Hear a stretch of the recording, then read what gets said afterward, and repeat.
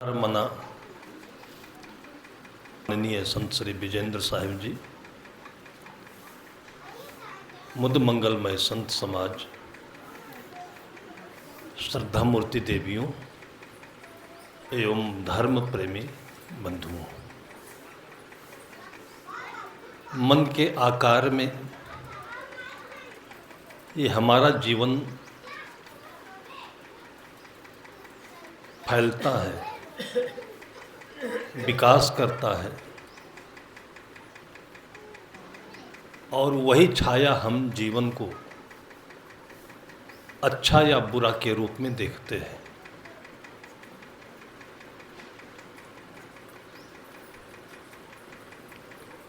हमारा जीवन हमारे सोच की छाया है। हमारा मन, हमारी सोच ये देखकर, सुनकर, समझकर बनती है वातावरण से।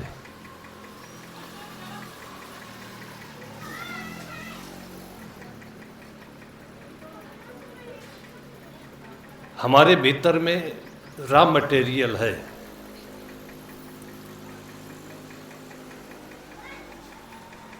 घरेलू भाषा में कहें तो रसोई में चावल है, चीनी है, सब्जी है, नमक है, मिर्च मसाला है, आटा चावल दाल है। अब इसको हम कैसे एक दूसरे से मिलाते हैं, वो हमारा व्यंजन है, वो हमारा स्वाद है। सामान सब वही होता है, लेकिन मिलाने का तरीका ठीक न हो।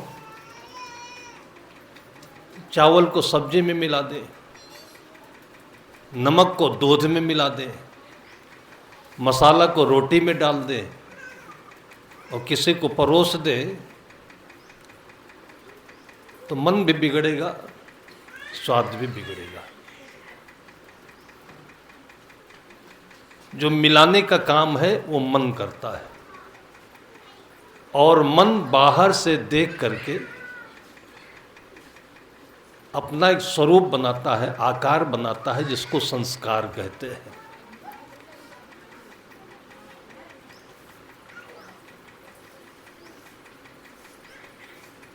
सेब है, एक बहुत बढ़िया फल होता है।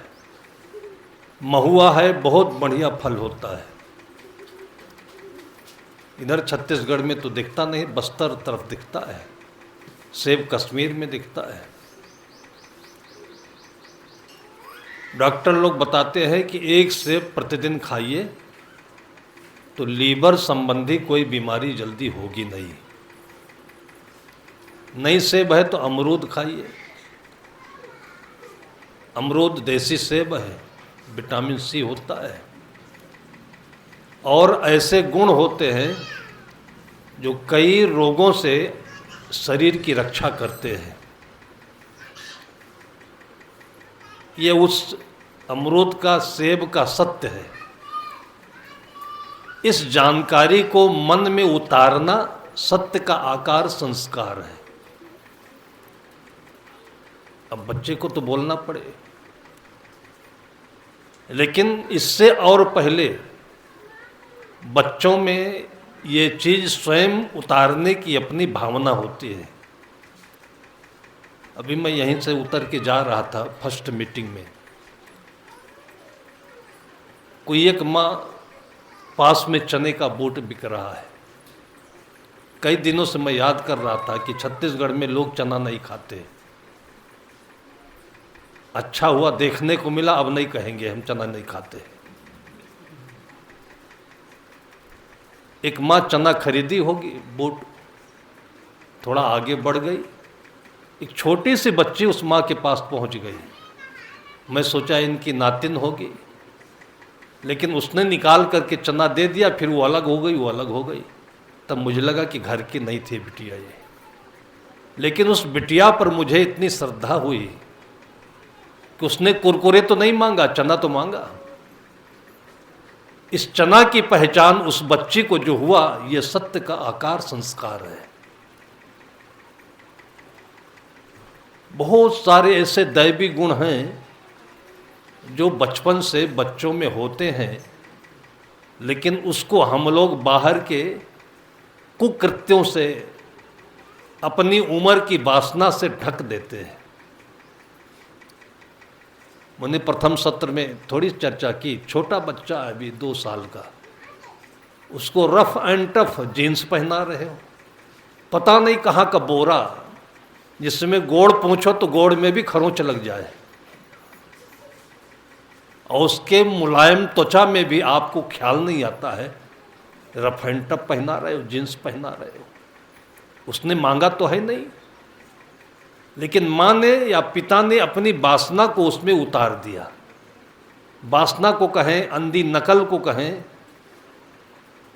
भाई कपड़ा पहना जाता है शरीर के आराम के लिए और थोड़ा मन की सुंदरता के लिए। वो घोड़े को ऊपर रखने वाला जीन, उसमें कौन सी सुंदरता तुम्हें दिखाई पड़ रही जो लादे घूम रहे हो मोटा मोटा। पसीना सोखे तो सुखाए नहीं, धो डालो तो सुखाए नहीं, पता नहीं गंधाता है कि नहीं गंधाता है, पहनने वाली जाने। कपड़ा लोग कहते हैं पहले जमाने मुलायम पहना जाता था, सूती मुलायम होता था, और मुलायम पहनने के लिए लोग रेशमी कपड़ा पहनते थे। भाई बहुत बड़ा पैसा है तो रेशम ढूंढ के लाओ, बच्चे को पहनाओ। राजे महाराजे को जो बच्चे राजकुमार होते थे रेशम का कपड़ा पहनते थे, त्वचा को सुखदाई हो, कोमल हो। और नहीं तो कपास का कपड़ा एक क्वालिटी में भी होता है कि आपके शरीर में उसके अंदर छेद होते हैं छोटे छोटे, बाहर की हवा अंदर जाए और अंदर की जो गंदी हवा है बाहर जाए, इससे शरीर स्वच्छ रहता है। जैसे आपका कमरा है, चारों तरफ से बंद कर दो और सो उसमें, तो हो सकता है उसी रात में चक्कर आने लगे, मिर्गी आने लगे, क्योंकि जो हम अपने मुख से सांस निकालते हैं वो जहरीली हवा है, कार्बन डाइऑक्साइड। बाहर से जो लेते हैं वो स्वच्छ हवा है, ऑक्सीजन। अब बाहर से लेने की जगह तो बंद कर दिया आपने, और मुंह से बराबर निकाल रहे हो ऊपर नीचे से। अब अपनी ही गंदी हवा रात भर पी रहे हो तो जिंदा रहोगे कि मरोगे। उसमें भी कहीं कहीं ऐसे उदाहरण में आता है, अभी इसी जाड़े के दिनों में आर्मी के सूबेदार ने अपने घर पर फ़ोन किया पत्नी को, दिन के 10 बज गए, फ़ोन उठाती नहीं। तो पड़ोसी को फ़ोन लगाया कि देखो घर पर क्या मामला है। उसने देखा कमरा बाहर भीतर से बंद। फिर किसी और को बुला करके जब तोड़ा गया तो पता चला कि कमरे के अंदर में माँ, बेटी और बेटा, माँ बेटी बेड पर थे, बेटा नीचे ज़मीन पर, तीनों मरे पड़े थे। ये अभी जाड़े का समाचार है। ये ऐसे होता तो लोग हत्या हो गई इसे मानते, लेकिन अंदर से बंद था। हुआ यह कि उस कमरे में जाड़े के कारण से, उत्तर प्रदेश में सर्दी अधिक होती है, थोड़ा बुद्धिहीनता है, सर्दी कहीं होती है, तो सर्दी से बचने के लिए उसने अंगीठी कोयले की जलाकर रख दी, गर्म बना रहेगा। और कोयले की अंगीठी से कार्बन डाइऑक्साइड जो जहर होता है वो निकलता है। सो गए, रात में उनको नींद में होश नहीं था, और सोते सोते ही ऑक्सीजन कम पड़ी और डेड हो गए, मर गए वो। अपने साथ में हम अपने मन की मस्ती से दुश्मनी कर रहे हैं, नकल के कारण से। उसको हम कभी पहचानते नहीं, समझते नहीं हैं, विचार नहीं करते हैं। हमारे अंदर में जो चेतना मिली है वो किसी चीज को देख करके जानने के लिए, समझने के लिए मिली है। थोड़ी देर रुके हैं तो हर चीज को हम समझ सकते हैं। बहुत ऐसे सारे गुण मिले हुए हैं, ज्ञान के भी, गुण के भी। दयालुता है, दान देना है, लोगों से प्यार करना है, ये बच्चों में देखे जाते हैं। यही छत्तीसगढ़ के किसी गांव में मैं था, विदाई के दिन थे, आंगन में बैठा, चलते समय लोग आरती पूजा करते हैं। 4-6-10 लोग घर के बैठे थे। आरती हो गई, प्रसाद में कटोरी में पेड़े रखे थे, दूध का बना हुआ पेड़ा। एक एक पेड़ा सबको मैंने प्रसाद बांट दिया। 2 बचा, तो घर का जो बच्चा था मैंने कहा चलो ये 2 तुम्हारे हिस्से में आ गया, दे दिया उसे। इतना ही किया था कि 2 मिनट में पड़ोस से एक बूढ़ा व्यक्ति आया, उसकी उंगली पकड़े हुए एक 3 साल का बच्चा भी आया। अब मेरे मन में पछतावा हुआ कि एक पेड़ा रख लिया होता तो इस बच्चे का भाग बन जाता है। इसलिए कहते हैं कि घर में जो माँ बांटती है बच्चों को तो थोड़ा बचा के बांटती है।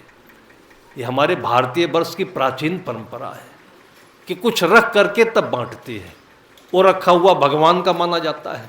भगवान उसे कहते हैं जो सबका हिस्सा लग जाए, कोई बच जाए, वो भगवान। वो खाली ना रहे, उसको भी मिलना चाहिए। हमारी भावना में ही भगवान है। अब ये सब सोच रहा था कि जो बुढ़ा व्यक्ति है ये तो अपने मन को समझा लेगा, लेकिन जो उसके साथ में बच्चा है ये मन में क्या सोचेगा कि सबके हाथ में पेड़ा है, मुझे नहीं मिला। मैं सोच ही रहा था कि इसमें से कोई अपना प्रसाद इस बच्चे को दे देता तो बात बन जाती। ये सब कहने में देरी लगी, लेकिन मैं बताता हूँ कि देखते देखते जिस बच्चे को मैंने 2 पेड़ा दिया था वो उठ खड़ा हुआ और धीरे से उस बच्चे के पास गया, एक पेड़ा निकाल कर उसको दिया नहीं, मुंह में ही लगा दिया उसके, और दोनों मुस्करा दिए और भगवान प्रकट हो गए। ये अंतर्यामी भगवान है जो सबके भीतर में है, लेकिन उसको दबाते हैं। माँ बाप बच्चों को कुछ देने नहीं देते हैं, अच्छी चीज खाने नहीं देते हैं। घर में दूध के लिए बच्चे बैठे हुए हैं गिलास लेकर कि पापा दूध निकालने गए हैं, अभी देंगे। बच्चों के लिए जो 5 साल तक के बच्चे हैं उनको दूध चाहिए, उनके हड्डी का विकास होता है, हड्डी में कैल्शियम चाहिए, कैल्शियम दूध में ज़्यादा होता है। अब मन बहुरंगी है, पैसे में फंसा है, खाने पीने में फंसा है। बच्चों के भाग्य का जो दूध है उसको चुपके से लेकर के वो बेच आते हैं डेयरी में, और वहाँ से लौटते हैं तो उसी बच्चे के लिए कुरकुरे खरीद कर लाते हैं, चाय खरीद कर लाते हैं, और वही बच्चे 10 साल के होते होते बिल्कुल काले बांदर हो जाते हैं। उनके पास बुद्धि कहाँ से आएगी, दिमाग कहाँ से बनेगा। आप अपनी बाइक में, मोटरसाइकिल में मिट्टी का तेल डाल के चलाओ तो चल तो जाएगी, लेकिन 2-4 महीने में ही मर जाएगी। उसके जितने भी पार्ट्स पुर्जे हैं सब खंजड़ हो जाएंगे।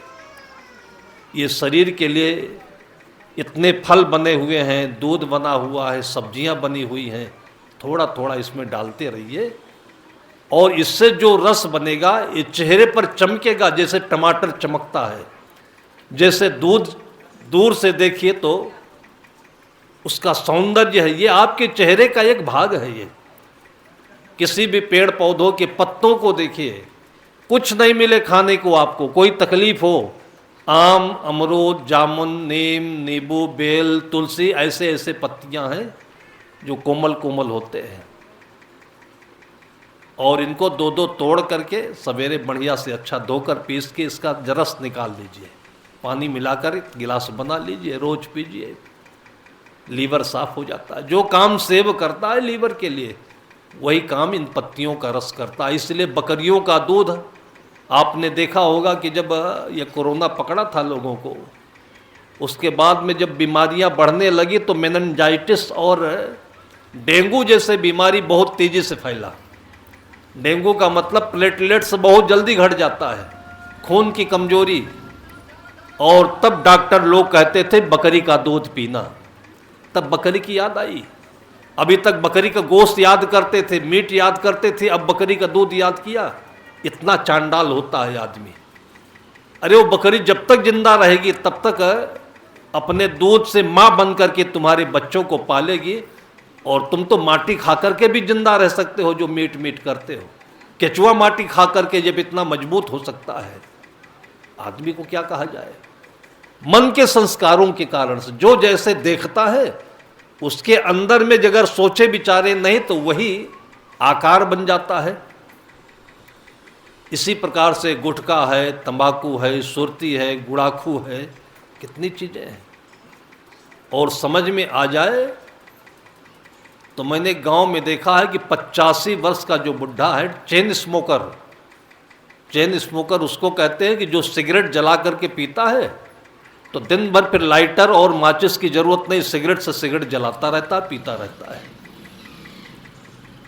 और एक बार उसको कोई बात ऐसे मैंने कह दी और उसके बाद छोड़ा है तो 85 साल की उम्र से 95 साल की उम्र तक फिर सिगरेट नहीं पिया हो।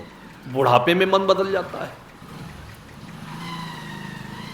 अच्छी बात समझ में आ जाने से, समझ में आने का मतलब क्या है कि अच्छी बात तो आपके भीतर में है ही।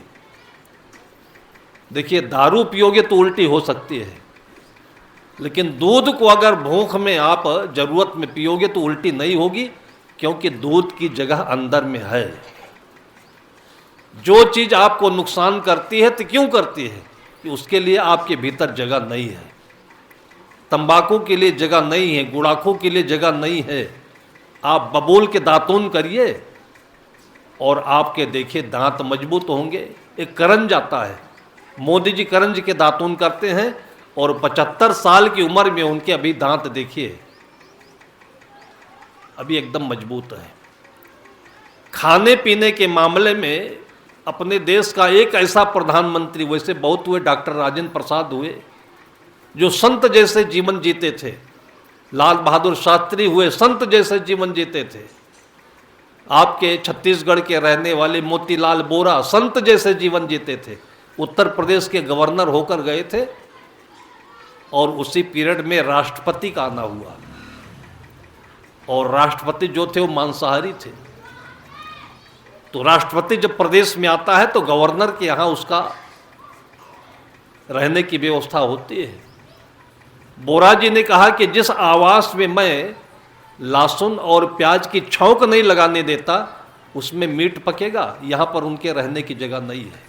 फिर उनको वीवीआईपी गेस्ट हाउस में रखा गया, लेकिन बोरा जी ने अपने आवास में नहीं रहने दिया उनको, क्योंकि वो शुद्ध शाकाहारी व्यक्ति रोज सवेरे उठ करके टहलने के लिए जाते और गायों को रोटी खिलाते, और उसके बाद उनकी जो गुणवत्ता देखिए कि रात में 12-1 बजे तक अगर कोई अपनी कंप्लेन, कोई चिट्ठी आवेदन लेकर जाता था तो उससे मिलते थे, उसका समाधान करते थे। संत जैसे जीवन जिया वो। अच्छाइयां भीतर में सबके होती हैं, लेकिन बाहर की अच्छाइयों के बीच में जैसे कहते हैं कि भाई पानी छान कर पीना चाहिए, अन्न अमोनिया करके खाना चाहिए, सब्जी सुधार करके खाना चाहिए। क्यों कहते हैं कि ये बाहर पैदा होते हैं और बाहर में बहुत सारी चीज़ें मिली होती है। इसी प्रकार से आप और आपके बच्चों में एक छन्ना लगना चाहिए जिसको पारख दृष्टि कहते हैं, और वो पारख दृष्टि कोई देता नहीं, आपके भीतर में ऑलरेडी है, आपके भीतर में है, लेकिन उसका हम यूज नहीं करते, प्रयोग नहीं करते हैं, और जल्दीबाजी में, शौक में, फैशन में, मज़े के नाम से, आनंद आएगा के नाम से, और जो दूसरे कर रहे होते उसी के पीछे करते चले जाते हैं। खाने पीने की परंपरा में आज समाज में बहुत बड़ा पतन हुआ है। अपनी अच्छी अच्छी चीज़ आप लोग बेच देते हो। चना कितने रुपए किलो में? छत्तीसगढ़ में चना अच्छा होता है, उत्तर प्रदेश में नहीं होता है। और आपके शरीर में चना जैसे तत्व, जिसको प्रोटीन कहते हैं, बहुत जरूरी है। पुराने जमाने में जब गरीबी होती थी तब लोग चना खाते थे। चना, गेहूं, जौ मिलाकर सत्तू बनाते थे, खाते थे। चने की घुघरी बनाते खाते थे। आज भी चने को इतना भाव दिया गया है कि साल भर में एक पर्व आता है कि बहन बेटियों को कुछ न कुछ गिफ्ट भेजा जाता है। तो गिफ्ट नहीं कहते, घुघरी कहते हैं। घुघरी उसे कहते हैं कि चने को, मूंग को, गेहूं को उबाल दीजिए पहले भिगो दीजिए, उबाल दीजिए और थोड़ा सा छौंक लगा दीजिए, टमाटर मिलाइए और फिर उसमें सलाद मिला दीजिए और रोज़ बच्चों को थोड़ा खाने को दीजिए। इतना टेस्टी होता है। और देखिए कि बच्चे का टैलेंट कितना सुंदर होता है, मांसपेशियां कितनी मजबूत होती हैं और फिर दिमाग कितना बढ़िया चलता है उसका। अब ये चना मैं देखता हूँ कि यहीं पैदा होकर के और यहीं औने पौने दाम में बिक जाता है। और यहीं हल्दीराम का नमकीन पता नहीं किस सड़े अनाज से बना है और सड़े तेल में बनता है और वो खरीदते हो 200, 300, 400 रुपये किलो में और बच्चों को खिला रहे हो। अब भाई बेचने वाला तो काम कर रहा है धंधा पैसा कमाने का, उसको हम भला बुरा नहीं कह सकते। आज सवेरे सवेरे मैंने उठते उठते देखा, हुए हैं आपके दर्शन जैसे बोलते हैं, एक मोटरसाइकिल पर बहुत सारा इतना बड़ा लादा हुआ जा रहा था। मैंने कहा ये तो अपना काम कर रहा है, लेकिन आप अपना काम कहाँ कर रहे हैं? आपको खरीदना ही था तो आप सेब खरीदते, संतरा खरीदते, ड्राई फ्रूट खरीदते, काजू, पिस्ता, बादाम, चिरंजीव और कितने सारे हैं, उनका नाम हम आपको नहीं गिना सकते हैं, जो आपके बच्चों ने कभी सपने में भी नहीं देखा होगा, वो भी बिकता है बाजार में। उसको क्यों नहीं खरीदते हो? यही छत्तीसगढ़ में मुझे कोई कोई ड्राई फ्रूट की गोलियां दी, कुछ दिनों तक तो तिल के लड्डुए बहुत मिले हमें और उसी का प्रसाद मैं बांटता रहा हूँ। इसलिए बांटता रहा हूँ कि अपने बच्चों को आप ये कुरकुरे और पैकेट बंद मसाला मत खिलाइए, ये चीज़ खिलाइए। आप ड्राई फ्रूट है, सबको मिक्स करके उसी में किशमिश भी है, काजू भी है, बादाम, छुहारा है और बढ़िया गोली बना करके और रोज़ अपने बच्चे को ये खिलाइए। आप खाइए, कभी कमर दर्द नहीं होगा, साइटिका नहीं होगी, बच्चों के चेहरे पर जो झाइयाँ पड़ती नहीं होगी, जो चिड़चिड़ापन आता नहीं होगी। भाई जो गुस्सा आता है कमजोरी के कारण से आता है, जानबूझ के नहीं आता है। जब आप मोटरसाइकिल में मिट्टी का तेल डालोगे तो साइलेंसर भड़बड़ाएगा, क्योंकि कार्बन ज़्यादा उसमें निकलता है। अब ये चीज़ या तो अपने पास सोच समझ हो और या तो कोई संत आएंगे तब बताएगा। बेचने वाला क्यों बताएगा? उसको तो फायदा हो रहा है, आप ज़्यादा से ज़्यादा खरीदो। इसलिए जो मन का आकार है इसको रंगने के लिए संत आते। इसलिए संत का एक नाम सतगुरु कबीर साहब ने रंगरेज भी कहा। रंगरेज, रंगरेज उसको कहते जो पहले ज़माने में कपड़े को रंगने आते थे और छाप डालने आते थे। तो संत अच्छी अच्छी चीज़ों की छाप आपके भीतर डालते हैं और संत कहते हैं कि तेरी गठरी में लागल चोर बटोहिया क्या सोए। सोए का मतलब आप तो खुश हो, नई नई चीज़ें देख रहा हूँ, लेकिन ये पारख नहीं करते हो कि ठगे जा रहे हो और बच्चे की आने वाली पीढ़ी का पतन कर रहे हो। ये बच्चे बड़े होंगे तो क्या करेंगे? आज जब इतनी छोटी उम्र में इनके चेहरे पर कोई लायकता नहीं दिख रही है तो 2-4 पीढ़ी में तो हम कल्पना नहीं कर सकते हैं कि क्या बुरी दशा होगी इन पीढ़ियों की। और इसकी गलती केवल आज के माँ बाप को जाएगी और इसको हम गलती कहते हैं, लेकिन यह है पाप। भगवान की पूजा करने के लिए आपने कभी सुना होगा कि गणेश भगवान दूध पिए? 4-6 साल पहले एक बहुत बड़ी हवा चली भारतवर्ष में, लोगों ने खूब खिल्ली उड़ाई, लेकिन किसी भी बुद्धिमान के दिमाग में नहीं आया कि आपके बच्चे गणेश है, उनको आप चाय मत पिलाइए, दूध पिलाइए, भले ही मोल लेकर के पिलाइए, दूध पिलाइए उनको आप। बच्चे के लिए तो पूरा परिवार मर रहा है, रात दिन पसीना बहा रहा है कि हमारे बच्चे लायक होंगे, श्रवण कुमार होंगे, हमारे बच्चे ये होंगे वो होंगे। वो आप बच्चों के साथ अज्ञान के कारण से ये मूर्खता कर रहे हो।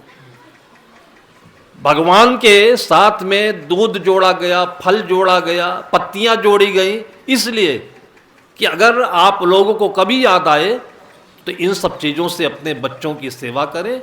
और यही चीज़ आप लोगों के लिए भी उचित है। हजारों रुपए जो आपकी कमाई के व्यर्थ जाते हैं, ऐसे में तकलीफ भी बढ़ती है, उससे आप लोग बचोगे।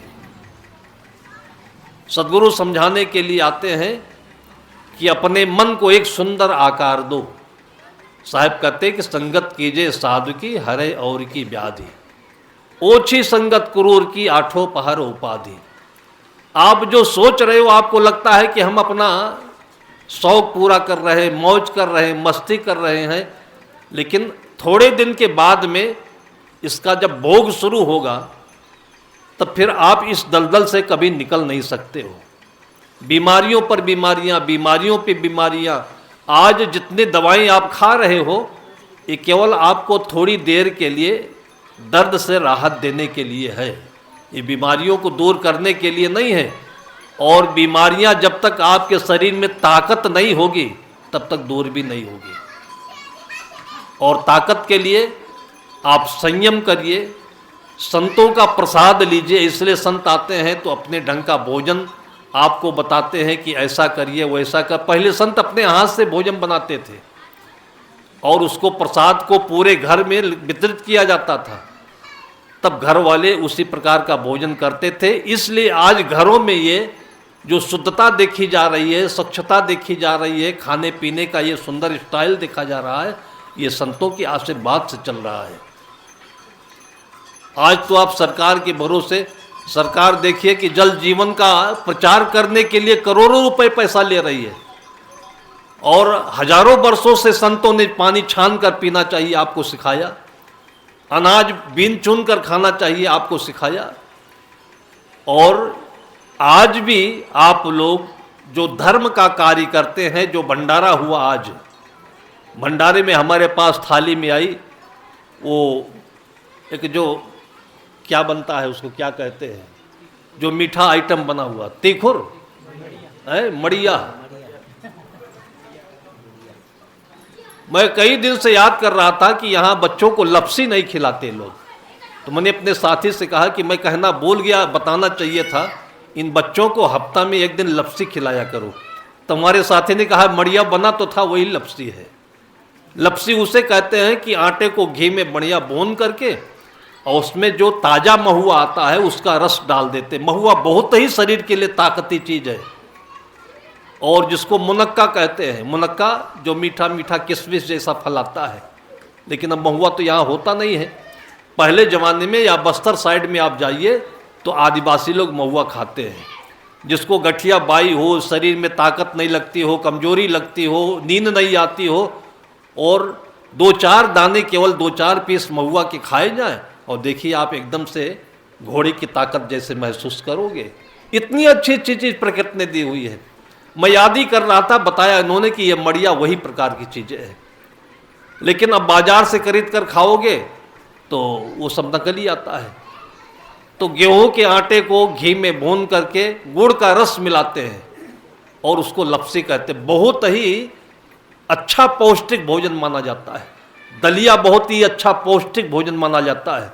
गेहूं के छोटे छोटे टुकड़े बनाते हैं, घी में सेंक लेते हैं, फिर पानी में उबलते हुए आप वो गेहूं का दाना डाल दीजिए, भीगा हुआ मूंग डाल दीजिए, सारी सब्जियां डाल दीजिए, जीरा धनिया हल्दी नमक मिला दीजिए और उसके बाद अलग से आप जो सलाद खाना चाहें डालिए। इतना स्वादिष्ट व्यंजन और बहुत ही ताकतवर होता है। ये सारी चीज़ें पहले ज़माने में लोग भगवान को चढ़ाने की विधि बताते थे। अब पहले घी बहुत होता था तो पंडित लोग कहते थे घी की पूड़ी से भगवान की सेवा होगी, मक्खन से भगवान की सेवा होगी। अब वो तो होता नहीं है। नाम लेते थे भगवान का, खाते थे पंडित लोग, लेकिन पंडित अकेले नहीं खाता था भाई, वो आपको खाकर दिखाता था कि हमारे जाने के बाद में ये बच्चे जो आज देख लिए हैं ना, इन बच्चों को आप हर बृहस्पतिवार को, गुरुवार को, रविवार को आप बच्चों को खिलाते रहना। संत लोग भी जो भंडारा आप बना करके खिलाते हो, अब आज जलपान में बढ़िया अच्छा उसको भजिया कहते हैं। अब लोग समझते हैं कि भजिया सबसे अच्छी चीज़ है, इसमें सबसे घटिया तेल रिफाइन मिलाते हो आप। आपके घर का तेल होता तब तो बढ़िया रहता। तो मैंने घर वाले से कहा कि भाई इसकी जगह पर आप पान रोटी खिलाते तो बढ़िया होता। तब बताइए नहीं साहब, कल सवेरे सवेरे पान रोटी बन जाएगा। बताइए हम साधु को आप लोगों के यहाँ आकर के पान रोटी की भीख मांगनी पड़ रही है, किसकी खातिर? आपके आने वाली पीढ़ी की खातिर। कि आप मन में ये सोचोगे कि जब संत लोग खाते हैं जो पूजनीय है तो इसको खाने में शर्म नहीं है। संतों के पास से आपको, ये तो बहुत छोटी छोटी बात मैं बता रहा हूँ, इतना ब्रॉड माइंड है कि आप संतों के आश्रम पर अगर एक दिन रुक करके देखिए, कितने अच्छे अच्छे पेड़। अभी हमको ये भक्त जी ने बताया कि हमारे पास साहब एक और बाड़ी है और उसमें हमारे पिताजी संत हैं और कितने प्रकार के पेड़ लगाए हुए हैं। मैं कहता हूं कि मोबाइल से जो बच्चे आज बिगड़ रहे हैं, उनका दिमाग कमज़ोर हो रहा है, आंखें कमज़ोर हो रही हैं। अगर आप 1-2 घंटे अपनी बाड़ी में बच्चों का जिस दिन जन्मदिन मनाते हो उस दिन केक नहीं काटिए। आप केक काटते हो, आज अपने सामने बच्चों से चाकू से केक कटवा रहे हो और कल को तुम्हारा गर्दना भी काटेगा, क्योंकि आदत तो पड़ गई काटने की। संत लोग आपके घर में सेब को भी, सब्जी को भी काटना नहीं कहते थे, कहते थे इसको अमोनिया करिए। और कहाँ से आप लोग सीख लिए? आप लोगों को नहीं कहता हूं भाई, जो करते हैं उनको कहता हो। केक काटना, मोमबत्ती बुझाना, मोमबत्ती जलाया जाता है कि बुझाया जाता है? लेकिन बच्चे के जन्मदिन पर मोमबत्ती बुझा रहे हैं और मर जाता है तो जलाते हैं। ऐसे उल्टी धारणा कहां से आ गई? और आंख मूंद करके, जैसे कल बताया था कि गले में टाई लटका दिया है। तुम्हारा बच्चा घोड़ा है, गधा है, कोई उसको रस्सी बांधकर खींच रहे हो तुम। भाई उसको अच्छे कपड़े पहनाओ, थोड़ा सा अंदर खुला रहना चाहिए, हवा लगनी चाहिए, पसीना आए तो सूखना चाहिए। ये कोई आर्गुमेंट, कोई तर्क करता ही नहीं है। इस प्रकार से कैसी गत संसार की जो गाड़र की ठाठ, एक पड़ा जो गाड़ में समय गाड़ में जात। साहब कहते कि जैसे गडरियों के भेड़ होते हैं, अगर एक कहीं कुआं में गिरा तो फिर उनकी आदत होती है कि सारे कुएं में गिर जाएंगे, फिर उसको चाहे जितना बचाना चाहो बचते नहीं है। ऐसे मनुष्यों में भी एक नकल करने की आदत होती है। ये नकल आपका जीवन का सबसे बड़ा दुश्मन है।